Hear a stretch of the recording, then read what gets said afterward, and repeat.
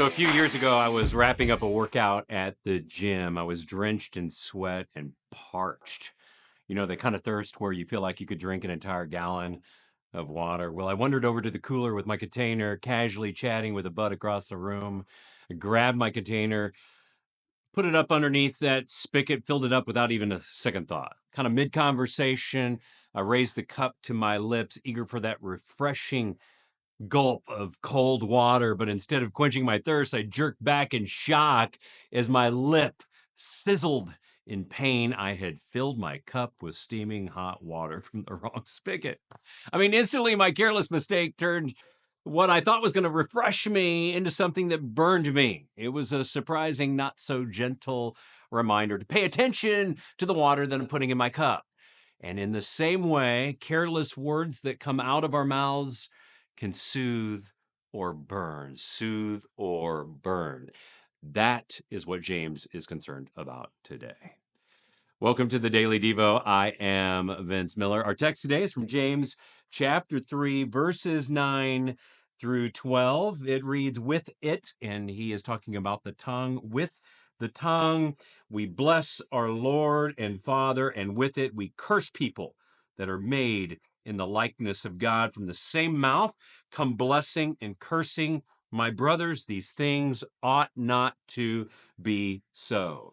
Does a spring pour forth from the same opening both fresh and salt water? Can a fig tree, my brothers, bear olives, or a grapevine produce figs?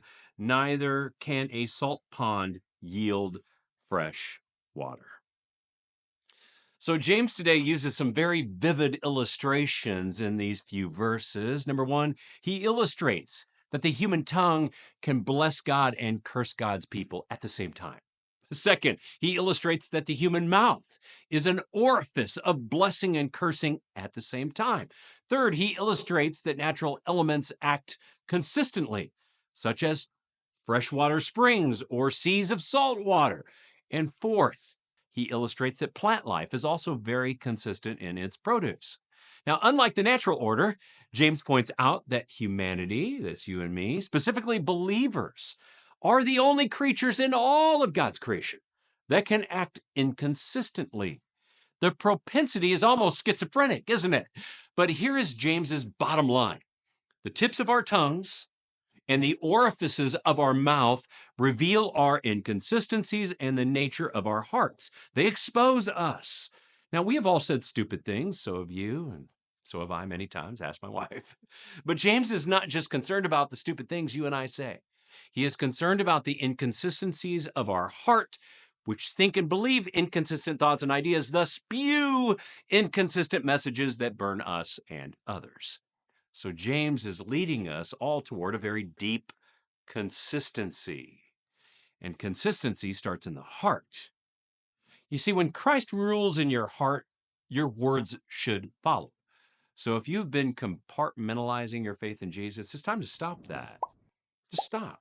I mean, let Christ and his Spirit live in all the rooms and the hallways and the corners of your heart. Open up to God where you have held on maybe to some pain or anger, regret, bitterness, whatever it is, even guilt. Just let go of it. Start looking at all people through the lens of God. We are fallen, but created by him for a relationship with Jesus. Then start speaking life to people. Speak life. Bless others. Align your words with God's heart. And well, maybe you'll stop getting yourself into hot water. I love you guys. As we live in community together, I want to encourage you, leave a comment below on how maybe this has struck you today. And with that, let's encourage one another in Jesus, and I'll see you right back here again tomorrow.